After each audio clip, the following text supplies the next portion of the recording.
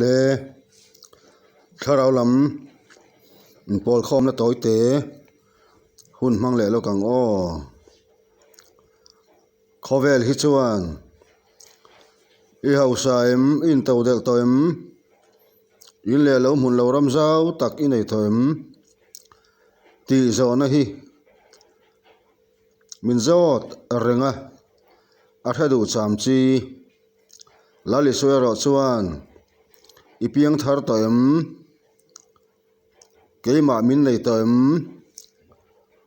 were ribon suzu lali suen min zo na van lamina keima ni min zo na ni u nau te u eng kau han po la po om ro I pol chuak po ni ro I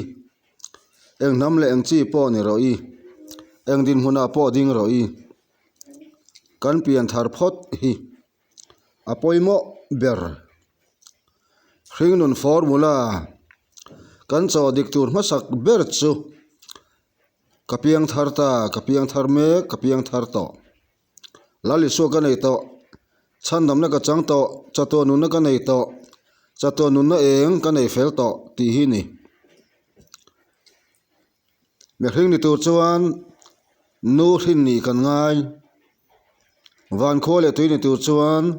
van mi ni tur chuan pathian mhria ni tur chuan Krista ro lo pui tu ni tur chuan thara wa pian ngai le e pian thardar kar soi turi nei lo chuan I rong bol na khatop la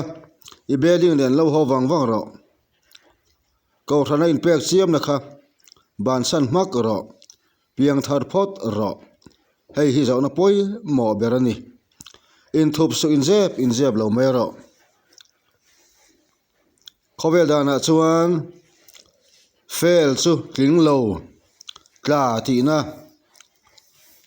lali suan ei tur chuan tharau thiang lim chang tur chuan chatuan nun nei piang thar tur chuan fel thak lo cham thak phot angai I fel phot lo chuan I lo tling don lo mi hring lama I be do na soi tu reng nei to lawa ka howa takam chembo din khopa isual zia thin rim be dong za thla khopa in thia chhuwa phot khan I felanga